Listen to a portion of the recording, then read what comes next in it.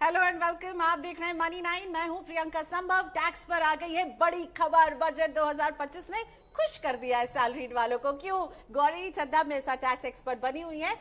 बड़ी खबर, bold move. हाँ, हम और आप बात कर रहे थे कि 15 लाख तक की इनकम टैक्स फ्री करेंगे या 10 लाख, पर निर्मला सीतारमण जी ने तो 12 लाख तक की इनकम को टैक्स फ्री कर दिया है। गौरी बिल्कुल प्रियंका, लेकिन देखिए यहाँ पे फिर से समझने वाली बात ये है कि 87A की रिबेट को बढ़ाया है, तो लोग कंफ्यूज ना हो कि 12 लाख बेसिक एग्जेम्पशन लिमिट हो गई है। हालांकि हम अभी समझाएंगे कि कैसे कैलकुलेट होगा आपका टैक्स। तो रिबेट को बढ़ा के 12 लाख कर दिया है और स्लैब्स भी बहुत अच्छे कर दिए हैं।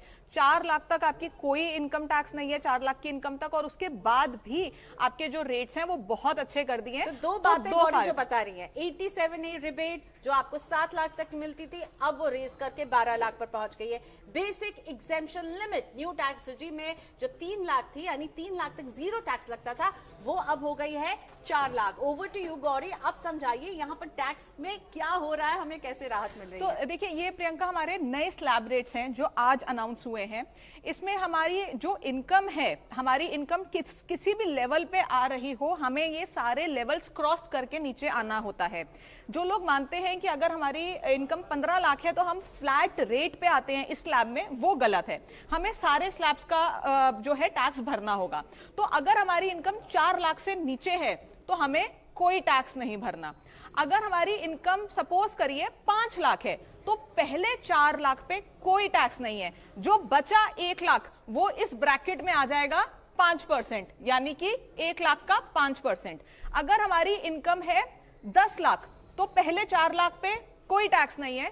उसके बाद 4 से 8 लाख, यानी कि जो 4 लाख का ब्रैकेट है उसकी इनकम पे 5%, और 8 से 10 जो हमारी इनकम है यानी कि 2 लाख जो इस ब्रैकेट में आएगा उस पे 10%। तो ऐसे करते करते जब हम नीचे आएंगे तो हमारी जो इनकम है वो हमारी सारे स्लैब्स को क्रॉस करते हुए जाएगी और हमारा 24 लाख के ऊपर की इनकम पे 30% लगेगा, जो बहुत बड़ा जंप है। और उसके अलावा ये 25% का स्लैब ऐड किया गया है, जो बहुत हम सुन रहे थे कि ये 25% का गैप जो 20 से सीधा 30% पे आता है, इस गैप को फुलफिल करना बहुत जरूरी है और वो इस बजट में हुआ है। नई खबर है, इस बजट में एक नया टैक्स स्लैब हम देख रहे हैं। गौरी, आप भी कई बार मुझे बोल रही थी कि यहाँ एक गैप है प्रियंका, 20 से हम सीधा 30 पर जंप कर रहे थे। तो अब देखिए बीच में एक 25% का टैक्स स्लैब भी आ गया। भले ही अब हमारे पास 1 2 3 4 5 6 टैक्स स्लैब हो गए। हाँ, तो सिंप्लीफाई करने की बात थी गौरी। थोड़ा ये एक चैलेंज है प्रियंका, जो हमने डिस्कस किया था। सिंप्लीफाई करना है तो स्लैब रेट्स को कम करना चाहिए। फ्लैट रेट शायद सरकार के लिए पॉसिबल नहीं हो रहा पर्सनल इनकम टैक्स में, वो बहुत मुश्किल है। तो स्लैब्स तो रहे हैं, लेकिन अगर आप सिंप्लिसिटी देखें तो ये सिंप्लिसिटी जरूर है कि स्लैब्स याद करने आपके लिए काफी आसान हो गए हैं। कंफ्यूजन नहीं होगी। हर 4 लाख के गैप पे 5% का इंक्रीमेंट है, बीच में कोई कंफ्यूजन नहीं है। तो इसको याद करना आसान है। यहाँ पर हमें नजर आ रहा है 4 लाख जो है उस पर कोई आपको टैक्स नहीं लगेगी। अब आते हैं सबसे जरूरी कैलकुलेशन जो आपको मनी 9 लेकर आया है गौरी की मदद से, और वो हम आपको बताने वाले हैं कि आपकी जितनी कमाई है उस पर आप अब कितना टैक्स बचा रहे होंगे। इस नए टैक्स के तहत आप पर कितना टैक्स लगेगा। तो मैं वो स्क्रीन तैयार कर लेती हूँ गौरी के लिए फटाफट, और हाँ, ताकि गौरी हमें लिख करके बता सके कि क्या हम करने वाले हैं। हम आपको बताने वाले हैं हर इसके साथ कि आप कैसे इस व्हाइट बोर्ड में सारा कैलकुलेशन आपके लिए होगा, और इसमें हम आपको बताएंगे। सो गौरी, 12.5 लाख, ठीक है, क्योंकि 12.5 नहीं, माफ कीजिएगा, 12 लाख की कैलकुलेशन लेते हैं। और 12 लाख में न्यू टैक्स जी में जब छूट मिलेगी तो स्टैंडर्ड डिडक्शन जुड़ जाएगा 75,000 का स्टैंडर्ड डिडक्शन। तो हम मान के चलते हैं कि 12,75,000 तक अगर आपकी इनकम है तो आप कैसे अपना सारा टैक्स बचा सकते हैं। ये मान के चलिए कि 12.75 से ऊपर नहीं जा रहे हैं हम। तो अगर हम एग्जिस्टिंग देखें अभी तक क्या होता था, तो अभी तक हम 0 to 3 पे हम नील दे रहे थे, क्योंकि हमारी बेसिक एग्जेम्पशन लिमिट 3 लाख थी, यानी कि 3 लाख तक कोई टैक्स नहीं। 3 to 7 वाली इनकम पे हमारा 5% था, जो जिसपे हम 20,000 का टैक्स देते थे, 20,000 का। 7 to 10 पे हम 10% दे रहे थे, जिसपे हम 30,000 का टैक्स दे रहे थे। और अब हम 10 to 12 पे जाएंगे तो 15%, जिसपे हम दोबारा 30,000 दे रहे थे, इसका टोटल बनता है 80,000। तो यही बच रहा है अब हमारे ये लिए। पूरा यहाँ पे हमारा income रिबेट, इनकम हमने ली है 12,75,000 माइनस 75,000 स्टैंडर्ड डिडक्शन। अब ये जो 80,000 का हमारा टैक्स हमें भरना होता, लेकिन अब क्योंकि हमारा 87A की रिबेट आ चुकी है तो उसको हम लेस कर देंगे पूरा रिबेट और हमारा 0 टैक्स बनेगा। तो ये हमारा पूरा टैक्स हमारा बच जाता है। लेकिन इसमें क्योंकि हमारा जो नया स्लैब है वो हमारा डिफरेंट है स्लैब। अगर हम अपने नए स्लैब की कैलकुलेशन देखें तो हमारा जो नया स्लैब है वो 0 to 4 पे निल है, तो 4 लाख तक हमें कोई टैक्स नहीं देना। 4 से 8 पे हमें 20,000 रुपए का टैक्स बनता है, 5% का टैक्स, 5% के हिसाब से। 8 से 12 पे हमारा 40,000 का टैक्स बनता है 10% पे, तो इसका टोटल बनता है 60,000। ये आपका पूरा रिबेट में आ जाएगा। लेकिन हमारी फाइनेंस मिनिस्टर ने 80,000 का एग्जांपल दिया है क्योंकि एग्जिस्टिंग स्लैब के हिसाब से 80,000 का टैक्स बन रहा था। पर उनके नए रेट्स में अगर हम इसको जब डालते हैं तो 60,000 का, और इस टैक्स के ऊपर आपका 4% का एजुकेशन सेस भी ऐड होता है, तो वो भी हमारा बच जाता है। तो 12.75 लाख पे हमारी कोई इनकम टैक्स हमारा नहीं बनेगा। अब हम इसके ऊपर एक लेवल पे जाते हैं। अगर हम कैलकुलेशन देखें 15 लाख की इनकम, तो 15 लाख की इनकम प्लस 75,000 स्टैंडर्ड डिडक्शन, तो इनकम हमारी हुई 15.75। इसमें से हम स्टैंडर्ड डिडक्शन माइनस कर देंगे तो हमारी इनकम आती है 15। अब इसमें हमारा एग्जिस्टिंग अभी क्या होता था, 0 to 3 पे निल,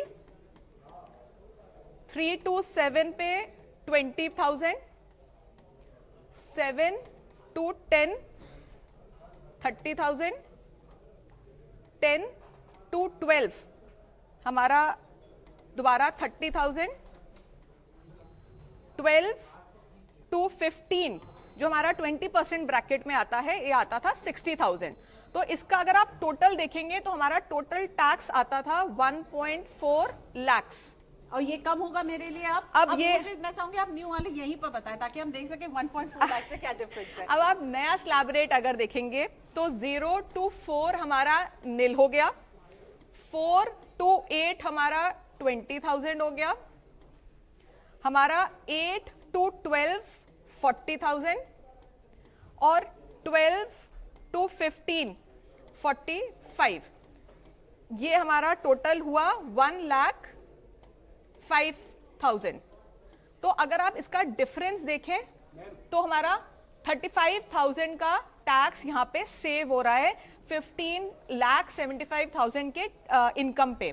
तो दोनों में टैक्स सेविंग हो रही है और 12 लाख से नीचे तो कोई टैक्स ही आपको नहीं देना। लेकिन अगर 12 लाख के ऊपर जाएंगे तो आपके ऊपर ये स्लैब्स अब एप्लीकेबल होंगे जिसमें बहुत टैक्स आपका बचने वाला है। तो ये मेरे लिए इंटरेस्टिंग है। जो स्लैब अभी है उसमें मुझे 1,40,000 का टैक्स देना पड़ता, लेकिन अब जो नए स्लैब्स रिवाइज होंगे जो हमारे अगले फाइनेंशियल ईयर से हम पर लागू होंगे। बिल्कुल प्रियंका, ये बात ध्यान देने वाली है कि ये जो एप्लीकेबल है बजट, ये 1 अप्रैल से होगा, जिसकी रिटर्न हम 2026 में भरेंगे, जुलाई 2026। तो अभी आप जो जुलाई में रिटर्न भरने वाले हैं वो तो इसी पे आपको भरनी होगी, उस पे ये एप्लीकेबल नहीं है। ठीक है, तो ये देखिए 1,40,000, अब सरकार ने जो चेंजेस किए उसके बाद 1,05,000 35,000 रुपए की बचत जो है ये नए स्लैब से हम कर रहे होंगे। ये है कैलकुलेशन जो हम आपके लिए लेकर आए।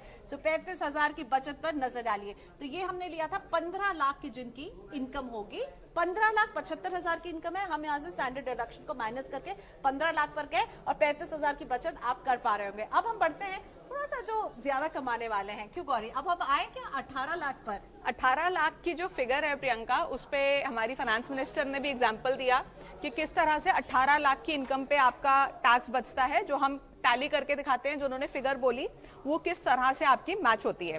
तो 18.75 ले लेते हैं हम, क्योंकि हमारी स्टैंडर्ड डिडक्शन भी है।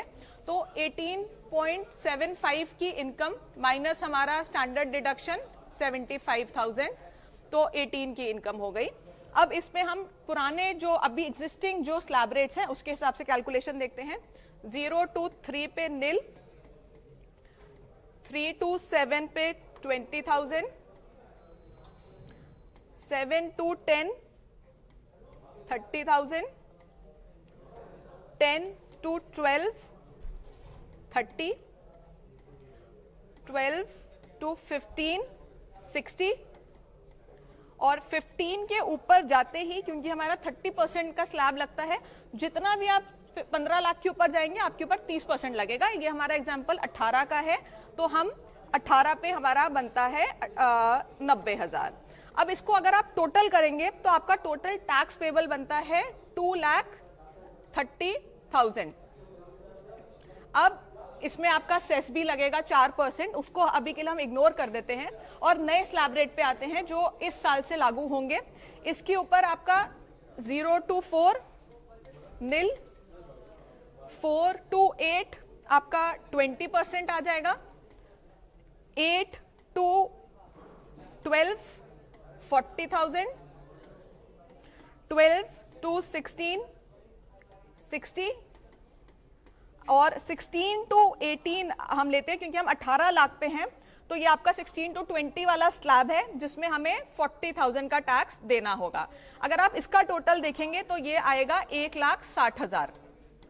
70,000 रुपए बचा दिए। ये 70,000 जो निर्मला सीतारमण जी ने 70,000 का मेंशन किया था वो ऐसे निकल के आया है आपकी जो सेविंग है।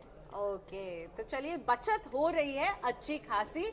निर्मला सीतारमण जी ने हमें अच्छी खबर दी है। जो सैलरीड लोग हैं, हमने आपको 12, 15 और 18 की इनकम वालों के लिए ये कैलकुलेशन को दिखाई है।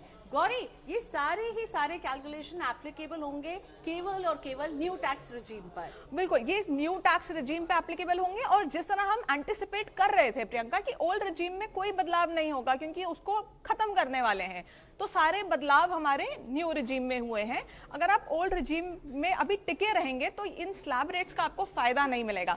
मेरा अनुमान ये है प्रियंका कि ये आने के बाद अब शायद कोई भी ओल्ड रिजीम में रिटर्न नहीं भरेगा, और अब आपको वो जो सेक्शंस का बेनिफिट आप लेते हैं 80C 80D मेडिकल और वो सब आपको भूलना होगा और रिडंडेंट हो जाएगा। बिल्कुल बिल्कुल हो चुके हैं। मुझे नहीं लगता अगले साल से 10% भी, शायद ज्यादा होंगे 10% लोग भी अगर ओल्ड रिजीम में ऑप्ट करें, मुझे नहीं लगता करने वाले। तो गौरी, इस बार ये आंकड़ा निकल कर आया कि ऑलमोस्ट 72% टैक्स पेयर्स ने न्यू टैक्स रिजीम को चुना, कुछ 30% जो थे वो बच गए हैं ओल्ड टैक्स रिजीम में। तो आपको लगता है ये आंकड़ा जब हम 2026 में बात करोगे तो कहीं ज्यादा होगा? मुझे लगता है ये इतना फिगर हो चुकी होगी कि सरकार को उसको न्यू टैक्स रिजीम को रखने की और ओल्ड को अबॉलिश करने की जरूरत नहीं पड़ेगी, ऑटोमेटिकली वो अबॉलिश हो जाएगी। सरकार किसी को नाराज नहीं करना चाह रही है क्योंकि लोग जो डिडक्शंस लेना चाहते हैं उनको प्यार है उन डिडक्शन से, उनको बुरा लगता है हम नई रिजीम में जाते हैं। सरकार नाराज नहीं करना चाह रही है और उसको तभी बाहर करेगी जब आप खुद सारे के सारे बाहर हो जाएंगे और बोलेंगे अब आप इसको हटा दीजिए प्लीज।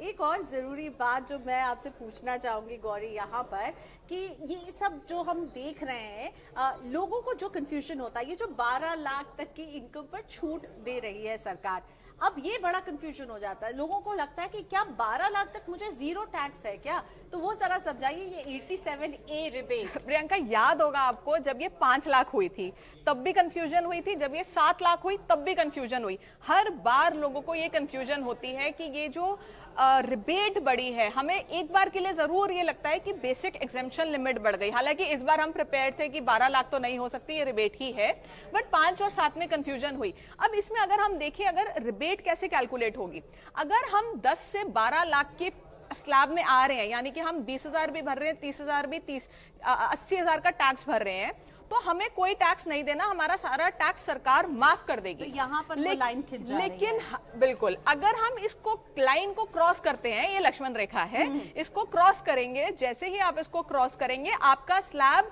यहाँ से शुरू नहीं होगा, वो पूरा का पूरा यहाँ से आपका स्लैब शुरू हो जाएगा। तो आप रिबेट नहीं ले पाएंगे और आपको पूरे टैक्स जो आपका बनता है वो भरना पड़ेगा। तो ये जिस तरह से हम 5 और 7 लाख पे करते थे, सेम चीज है आपकी 12 लाख पे कैलकुलेट होगी। लेकिन बहुत बड़ी छूट दे दी है, इतनी उम्मीद थी आपको गौरी, बताइए आपको लग रहा था? मुझे ज्यादा उम्मीद थी प्रियंका, बेसिक एग्जेम्पशन लिमिट की मुझे 5 लाख की पूरी उम्मीद थी, बट मुझे लगता है स्लैब्स इससे इजी भी हुए हैं, तो I won't mind this. But उम्मीद ये पूरी थी कि आपका टैक्स कम होगा। और अगर आप देखिए 12 लाख तक की इनकम पे नो टैक्स करना भी बहुत बड़ी बात है। इसमें चैलेंज सरकार के पास क्या रहा होगा कि रिटर्न फाइलर्स के बेस में लोग कम हो जाएंगे, इसीलिए बेसिक एग्जेम्पशन लिमिट ना बढ़ा के रिबेट बढ़ाई है। क्योंकि अगर बेसिक एग्जेम्पशन लिमिट बढ़ा देते तो हमारा जो लोग बाहर चले टैक्स रिटर्न ही नहीं भरते। अभी भी ज्यादातर लोग अगर देखिए 9 से 10 करोड़ लोग हैं जो टैक्स रिटर्न भरते हैं, लेकिन फाइल्स जो अपने टैक्स एक्चुअल में पे करते हैं वो 2 करोड़ है। वो हमें कम हो जाते हैं, हमारे जो 9 से 10 करोड़ के टैक्स फाइलर्स हैं वो कम हो जाते हैं। तो अब वो इंटैक्ट रहेंगे। सिर्फ 4 लाख तक की इनकम तक लोग जो हैं वो टैक्स, बल्कि इनफैक्ट न्यू रिजीम में, ओल्ड रिजीम में वो भी अभी तक 2.5 लाख की लिमिट है। तो रिटर्न तो भरनी होगी। तो बेसिक एग्जेम्पशन लिमिट जो है ओल्ड रिजीम में 2.5 लाख की 2.5 लाख ही रह गई है। न्यू रिजीम में बेसिक एग्जेम्पशन लिमिट जो है 4 लाख, नई एग्जेम्पशन लिमिट 4 लाख तक तो जीरो टैक्स है सभी के लिए। लेकिन जिनकी कमाई केवल 12 लाख तक है, 12,75,000 आप मान लीजिए, स्टैंडर्ड डिडक्शन को ऐड करके आपको मिल रहा है बड़ा फायदा। 80,000 तक की छूट आपको सरकार जो है वो दे रही है इस बजट में। एंड में जब आपने पूरे डायरेक्ट टैक्स के स्टेटमेंट को जब वाइंड अप कर रही थी वित्त मंत्री, तो 2 बातें थी जो मैं आपसे पिक करना चाहूंगी। पहला, उन्होंने अपना बताया रेवेन्यू फोरगो ऑफ गवर्नमेंट, ठीक है, वो 1 लाख करोड़ का उन्होंने बताया कि रेवेन्यू फोरगो होगा। ये सरकार के पूरे फिनेंशियल्स में कितना बड़ा डेंट होगा? प्रियंका देखिए, सरकार ने एक फिगर बोली है बजट में, तो उसका मान रखना जरूरी है कि ये जो उनका कलेक्शन है ये फोरगो होगा। हालांकि मेरा मानना ये है कि लास्ट बजट्स में जितनी बार भी हमारा इनकम टैक्स कम हुआ है, डायरेक्ट टैक्स का रेट कम हुआ है, हमारी कलेक्शन इंक्रीज हुई है। और लास्ट ईयर भी सेम चीज हुई कि हमारा रेट चाहे इतना नहीं, थोड़ा कम हुआ, लेकिन हमारी जो डायरेक्ट टैक्स कलेक्शन है वो बड़ी है। अब देखने वाली बात यह है कि जो हमारी फाइनेंस मिनिस्टर ने बोला है कि हमारा ये 1 लाख करोड़ का हमारा जो रेवेन्यू लॉस होगा वो जेन्युइनली होता है कि नहीं, क्योंकि मेरा मानना यह है कि टैक्स रेट कम करने के बाद कलेक्शन बढ़ भी सकता है। और अभी तक तो इतिहास यही बता रहा है कि डायरेक्ट टैक्स कलेक्शन सरकार का अच्छा रहा है। लोगों ने जो सरकार के एस्टिमेट थे उससे ज्यादा टैक्स जो है वो जमा किया है। तो बिल्कुल, इसीलिए ये आपको तोहफा भी मिला है कि सरकार के पास इतनी टैक्स कलेक्शन हुई है, तो सरकार इस साल से थोड़ी सी छूट देने के लिए रेडी है। टैक्स पेयर्स को तोहफा मिल गया है वित्त मंत्री की तरफ से कि भाई, लेकिन हाँ, स्टैंडर्ड डिडक्शन आपका वही का वही रहा है। याद रखिएगा, जो 2 चेंजेस हुए हैं वो है बेसिक एग्जेम्पशन लिमिट 4 लाख पहुंचते हुए, और साथ में 12 लाख तक की कमाई वालों को एक रिबेट यहाँ पर मिल रही है। तो मैंने आपको कहा था कि वित्त मंत्री जब वाइंड अप कर रही थी तो उन्होंने 2 बातें कही। एक तो उन्होंने बोला कि भाई इतना हमारा जो रेवेन्यू फोरगो होगा, और दूसरा बहुत जरूरी बात, उन्होंने पूरा एकदम जैसे हम लोग देखते ना टीवी में शोज देखते हैं कि आ रहा है ये, तो उन्होंने उस तरह का एक टीजर दे दिया। नया इनकम टैक्स कानून आने वाला है अगले हफ्ते, उस पर आप क्या कहेंगे? उम्मीद थी कि आज ही कुछ अनाउंसमेंट हो। देखिए प्रियंका, जब फाइनेंस मिनिस्टर ने ये बोला कि हमारा new income tax bill next week आएगा, तो ऐसा लगा शायद इस बजट में कोई बड़े बदलाव नहीं होंगे, आज नहीं सुनने को मिलेंगे। बिल्कुल, गौरी एकदम आराम करने लगी कि प्रियंका अब इसमें कुछ बात करने के लिए नहीं है, मैं निकल जाऊं क्या? अब लेकिन मेरा मानना ये है, देखिए जो बिल आएगा डेफिनेटली हम लोगों के लिए उसमें बहुत कुछ पढ़ने के लिए होगा, लेकिन जो आम आदमी है जिसको सिर्फ स्लैब रेट से मतलब है, देखिए ज्यादातर लोगों को सिर्फ स्लैब, उनके लिए आज हो गया। अब उनको इंतजार करने की जरूरत नहीं है, बाकी काम शायद प्रोफेशनल्स का रह जाएगा। बिकॉज ज्यादातर लोग इंटरेस्टेड इसमें होते हैं कि हमारा कितना टैक्स बचेगा, हमें ये बता दीजिए। वो आज फाइनेंस मिनिस्टर ने बता दिया। इसके अलावा जो चेंजेस होंगे, जो नया बिल आएगा, उसमें मुझे नहीं लगता उसमें कोई ऐसा चेंज होगा जो डायरेक्टली आपको बहुत ज्यादा इफेक्ट करे। मेन चीज तो आज बता दी है अल्टीमेटली जाते जाते कि आपकी बचत करवा रही है निर्मला जी 80,000 से लेकर के 1,25,000 तक की बचत जो उन्होंने अपने बजट स्पीच में कही है। हमने आपको कैलकुलेशन एम्बिशन दिखा ली है, तो अब बस एंजॉय कीजिए और थैंक यू कहिए सरकार को। वैसे गौरी ने जो ये बात कही वो मुझे भी बहुत अच्छी लगी कि सरकार ने एक तरह से तोहफा दे दिया ऑनेस्ट टैक्स पेयर्स को। बिल्कुल बिल्कुल बिल्कुल। डायरेक्ट टैक्स का कैलकुलेशन जो उनके एस्टिमेट से अच्छा आता रहता है, डायरेक्ट टैक्स की अर्निंग अच्छी है, तो ये तोहफा टैक्स पेयर्स को जी अब खुशियां मनाइए, सरकार ने दिया है बड़ा तोहफा। वो लोग जो कह रहे थे कि कुछ नहीं होने वाला है, लेकिन कुछ लोग कह रहे थे कुछ बड़ा होने वाला है, और ये बड़ा हुआ है आपके लिए। आपके बेसिक एग्जेम्पशन लिमिट में बदलाव आ गया, 87A के रिबेट को बढ़ा दिया है। और हाँ, सीनियर सिटीजन्स के लिए अच्छी खबर आई है, उनके लिए भी छूट ठीक डबल कर दी है। वो कौन सी छूट है जरा बता दीजिए। देखिए उनके जो इंटरेस्ट की इनकम है, SCC से जो इंटरेस्ट है उसकी छूट बढ़ाई दी है, और दूसरा उनका TDS के प्रोविजन में चेंज आया है, यानी कि उनका जो अभी TDS कटता था उसकी लिमिट बढ़ा दी गई है। वो शायद 50,000 से 1 लाख कर दिया है। अभी जो बैंक से आपको इंटरेस्ट आता था उस पे 50,000 तक का अगर इंटरेस्ट होता था तो कोई TDS नहीं कटता था।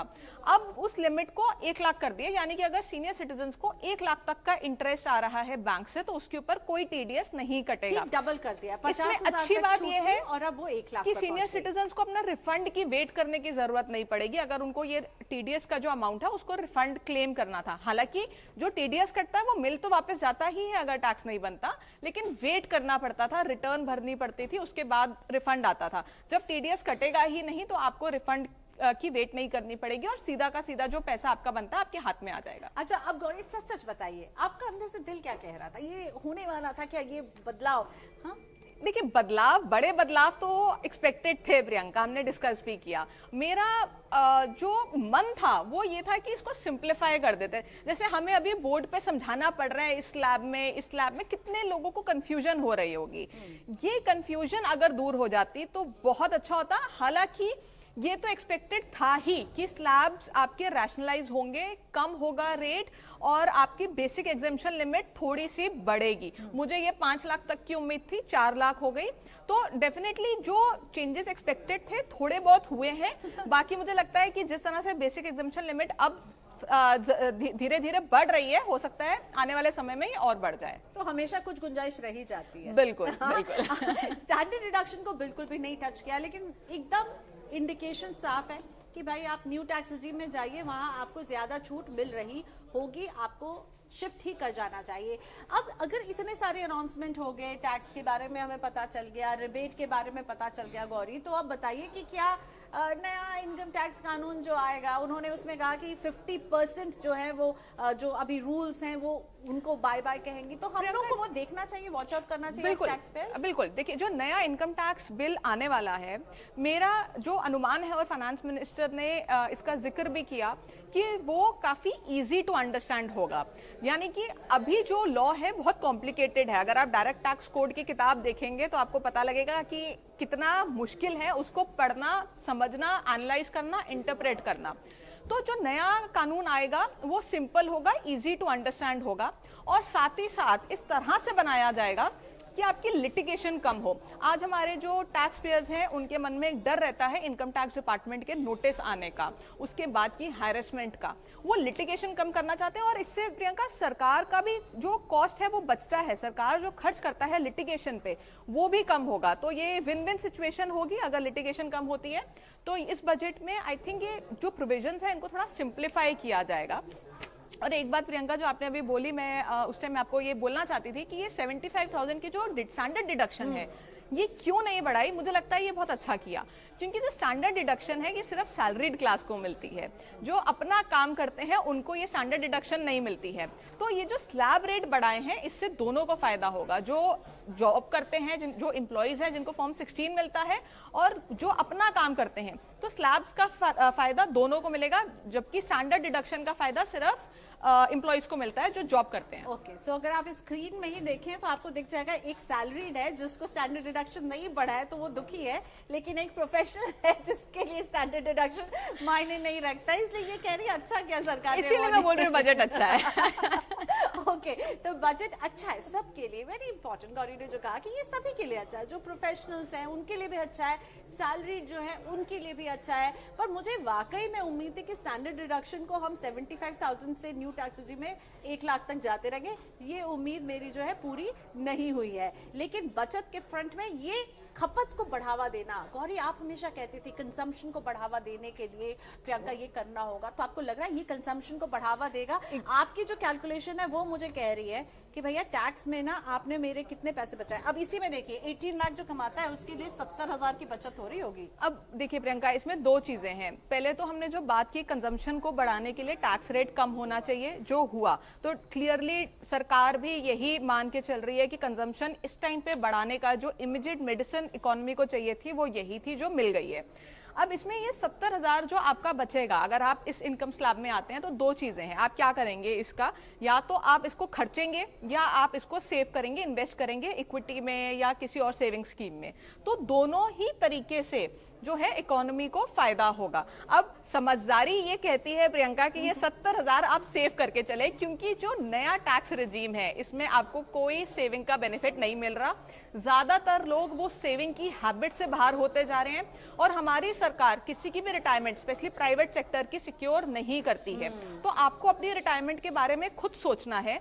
तो ये जो अमाउंट है, जो आप एक पहले ओल्ड रेजिम में कंपलसरी सेविंग किया करते थे पीपीएफ में, ईएलएसएस में या एफडी में, वो अब नहीं हो रही है क्योंकि इसमें आपको उसका कोई फायदा नहीं मिल रहा। तो ये पैसा मेरे हिसाब से आपको सेव करना चाहिए, इसी में समझदारी है। सेव कीजिए, इन्वेस्ट कीजिए। सरकार आपको कोई भी सौंप नहीं देती है जब आप इन्वेस्ट करते हैं। तो 80C 80D हमारी खिड़कियों से अब बाहर चला गया है, हाँ?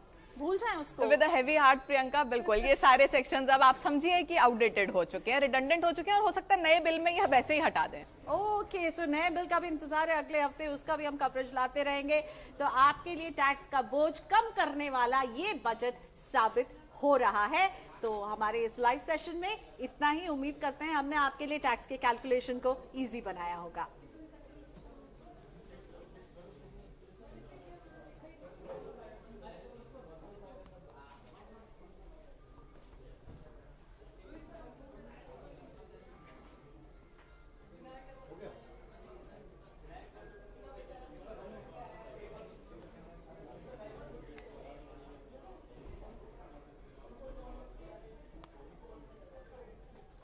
Okay, so 12 lakh becomes really important in this. But बहुत अच्छा अभी चल रहा है।